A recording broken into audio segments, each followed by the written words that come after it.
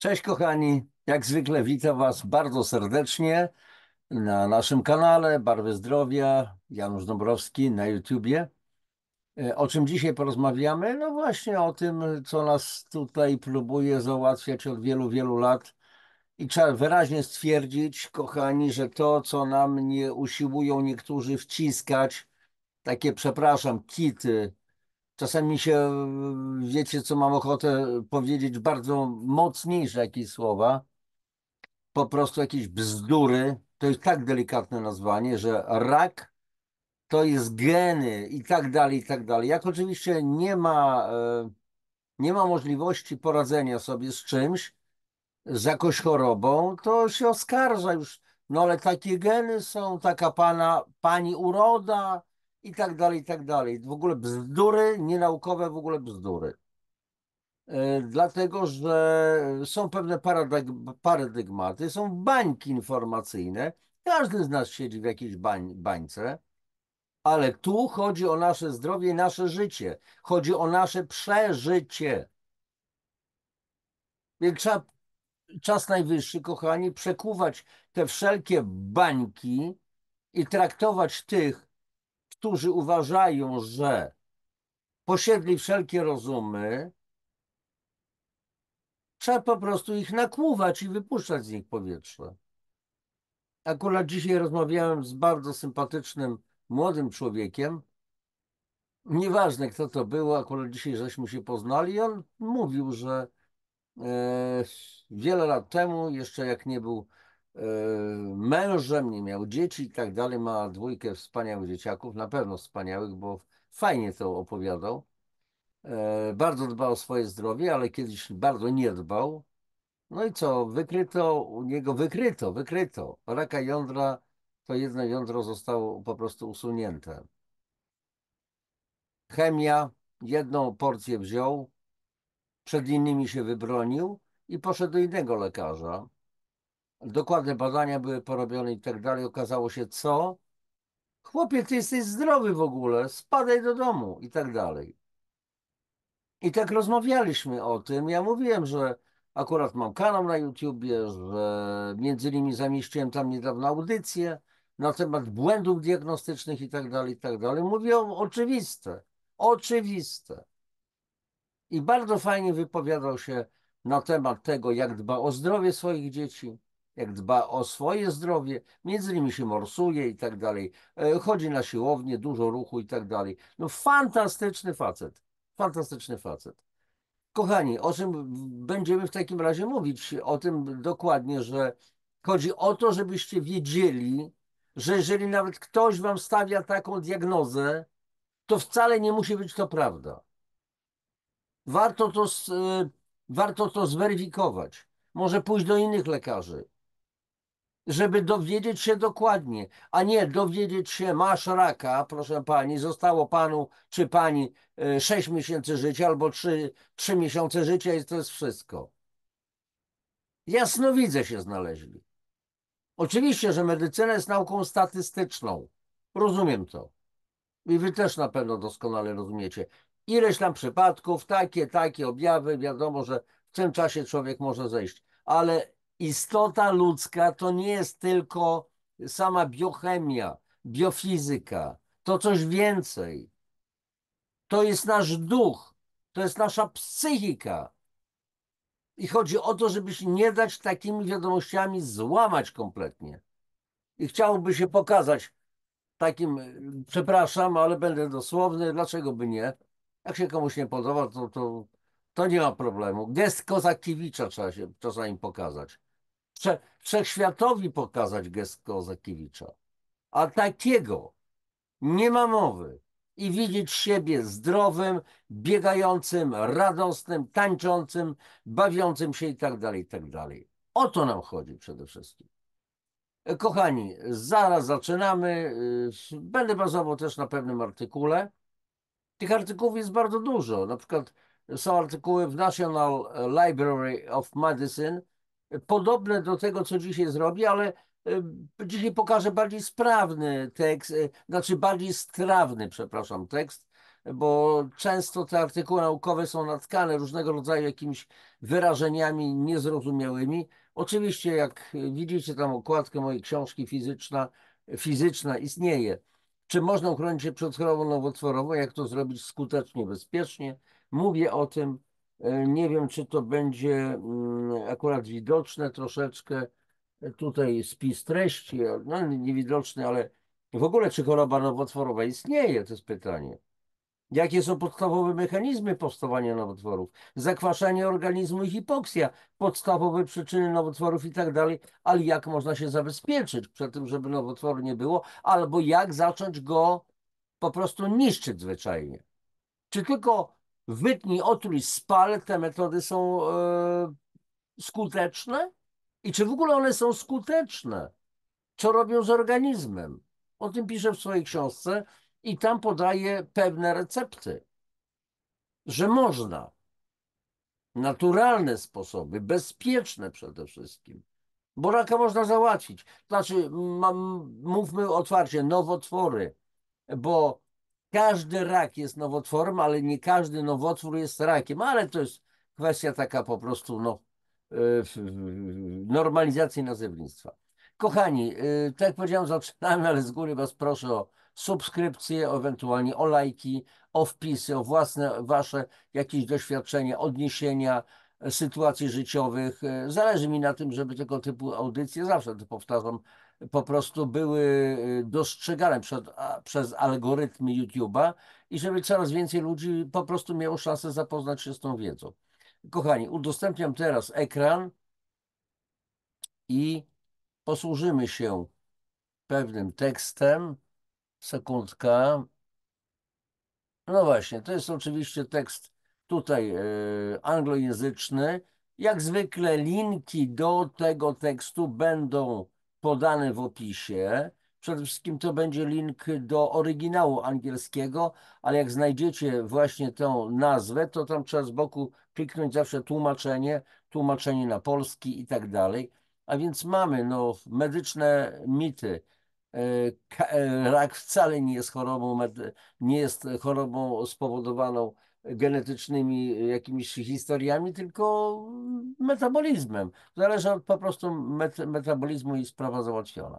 Czyli przede wszystkim już w tej chwili mamy, zobaczcie tu stronę, tłumaczenie. Obalono mit medyczny. Rak to przede wszystkim zaburzenie metaboliczne, a nie choroba genetyczna. Wielu z nas błędnie uważa, że zachorowanie na raka to w dużej mierze przypadek pecha, że niewiele możemy zrobić, aby zapobiec tej śmiertelnej chorobie. To jest bzdura oczywiście.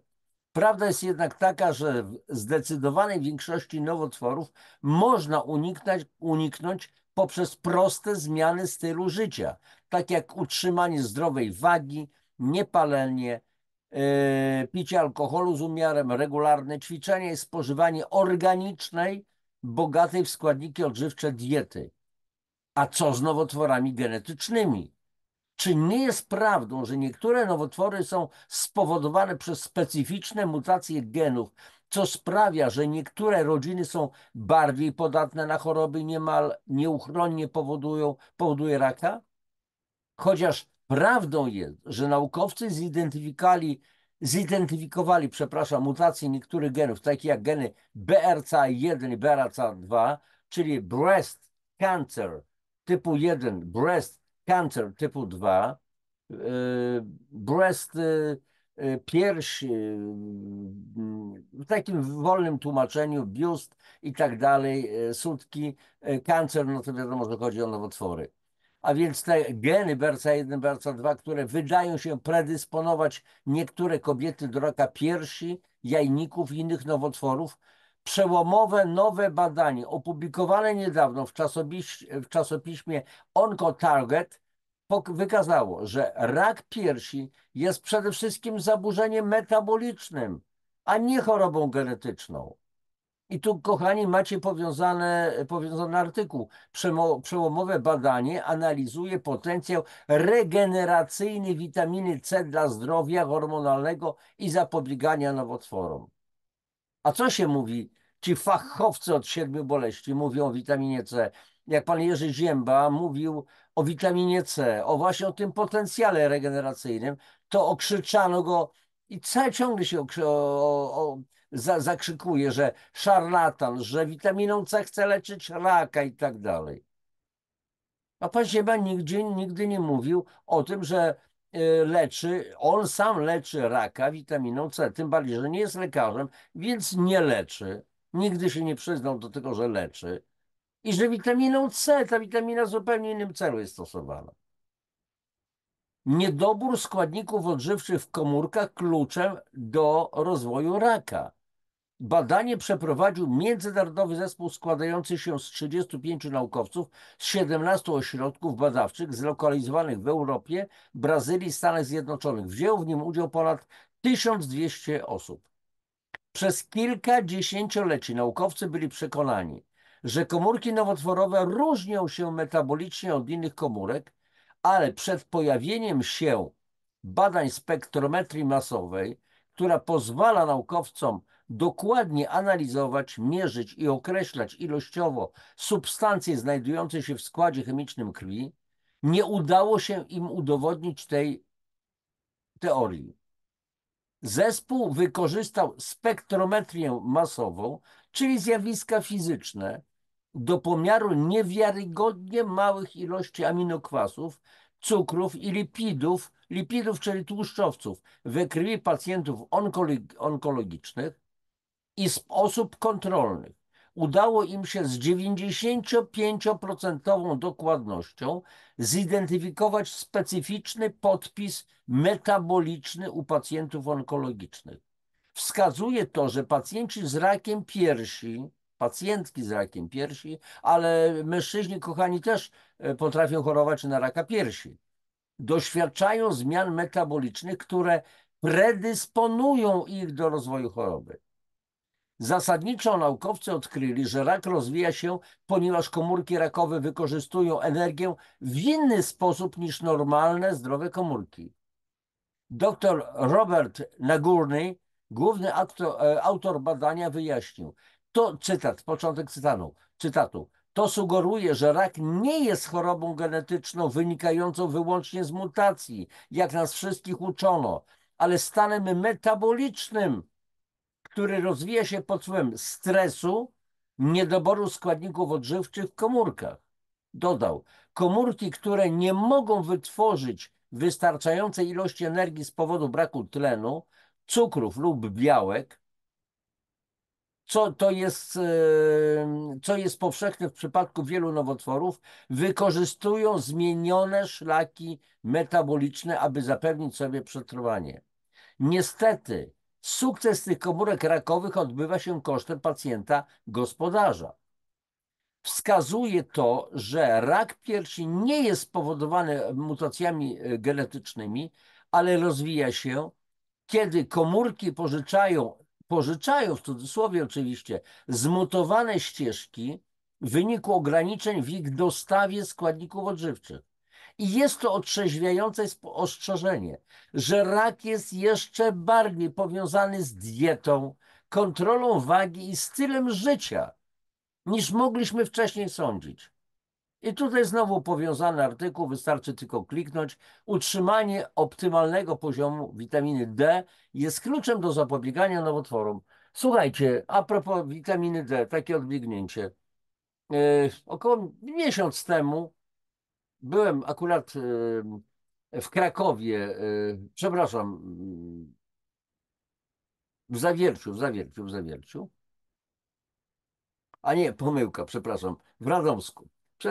Pewne rzeczy już mi się mylą, jak widać, w Radomsku i tam akurat przyjeżdża do nas zaprzyjaźniony ratownik medyczny i dokonuje wlewu. Wziąłem sobie 200 000 jednostek witaminy D. Słuchajcie, żyję, naprawdę żyję. A dlaczego tak ironicznie mówię, że żyję? Bo się mówi o tym, nie można, to jest taka dawka potężna, zatrucia można dostać i tak dalej. Jakoś nie dostałem żadnego zatrucia. Widziałem kiedyś doktora Czarniaka, jak na wizji 2 razy po 50 000 jednostek witaminy D wypił, sprawa była załatwiona. Jakoś udało mu się przeżyć. Wiecie, o co chodzi. Dalej.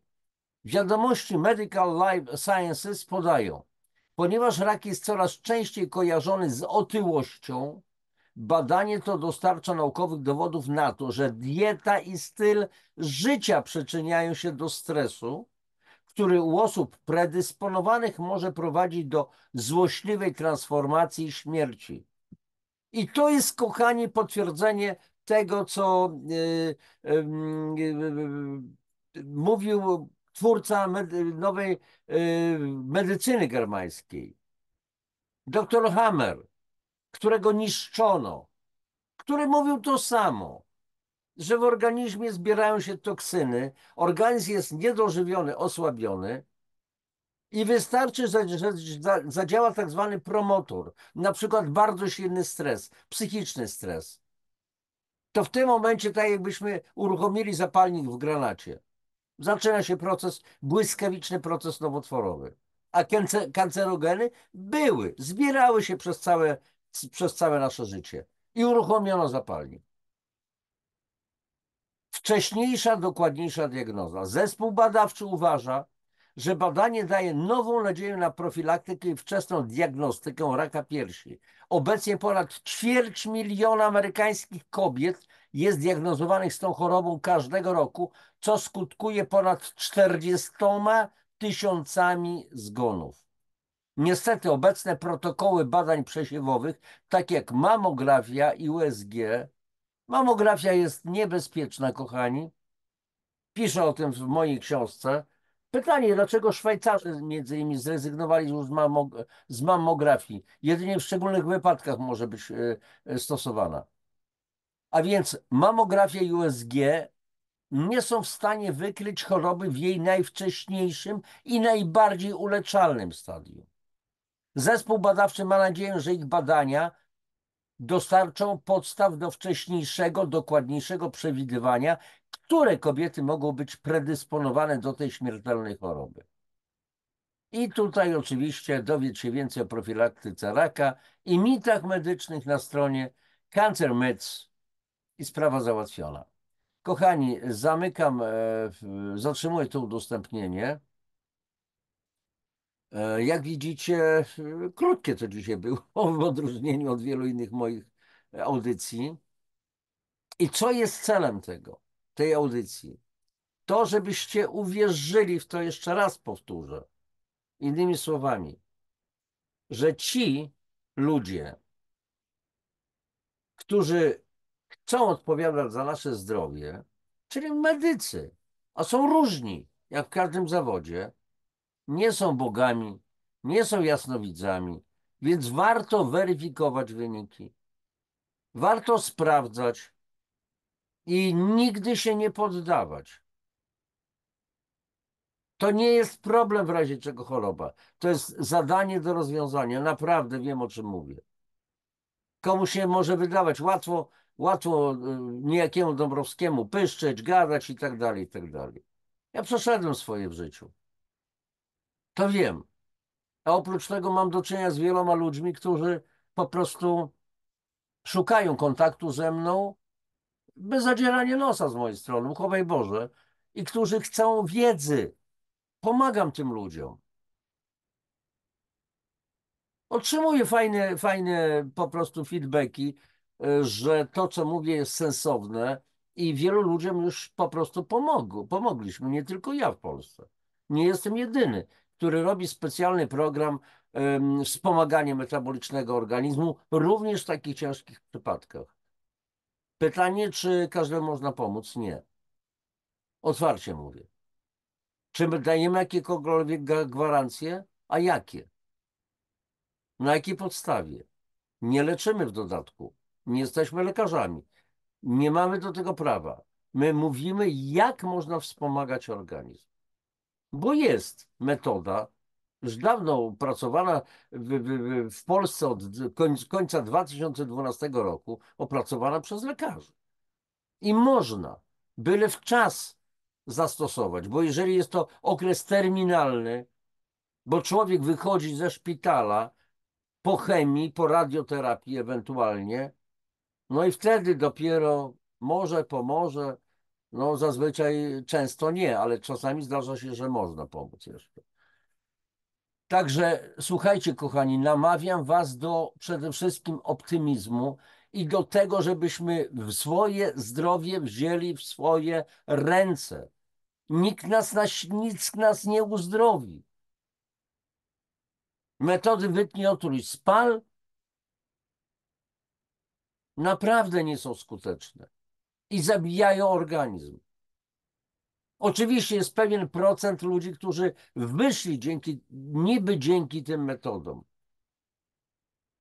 I wówczas jest to przykład, a jednak chemia zadziałała. Tak, w niektórych przypadkach chemia może być skuteczna, tak, zgadza się. Ale w wielu przypadkach kompletnie nie, bo wyniszcza organizm. Zresztą, kochani, wiecie doskonale, jest lista na moim kanale Nowotwory. Jeżeli klikniecie playlisty i znajdziecie playlistę Nowotwory, to tam jest masa audycji na ten temat. I wystarczy tylko posłuchać i się po prostu wziąć to do serca. Nikt za nas naszej zupy nie zje. Nikt, kochani, nie zadba o nas tak, jak my możemy. I to jest wszystko. Dobra, tyle na dzisiaj. Aha, przy okazji namawiam was oczywiście, zajrzyjcie na moją stronę, czyli www.januszdabrowski.pl. Tam są opisy książek. Będę bardzo wdzięczny, jeżeli ktoś z was to zamówi. Nie dla mnie, dla siebie. Ja oczywiście uzyskam profit, bo ktoś zapłaci. To zupełnie zrozumiałe, ale po co te książki były pisane, żeby przede wszystkim dostarczać wiedzę. I to naprawdę dobrą wiedzę. Wiem o tym. To nie, jeszcze raz powtarzam, nie chodzi o moją nieskromność, tylko to jest wiedza, którą ja otrzymywałem. To nie jest wiedza, to jest wiedza naukowa i to poważna wiedza naukowa. Tylko jest to trochę inna niż oficjalna. Dobra, koniec na dzisiaj. Wszystkiego dobrego Wam życzę. Jeszcze raz proszę o subskrypcję, o lajkowanie, o komentarze, o dzielenie się ze znajomymi, z bliskimi, linkami do tej audycji. Trzymajcie się do następnego spotkania. Cześć, papatki.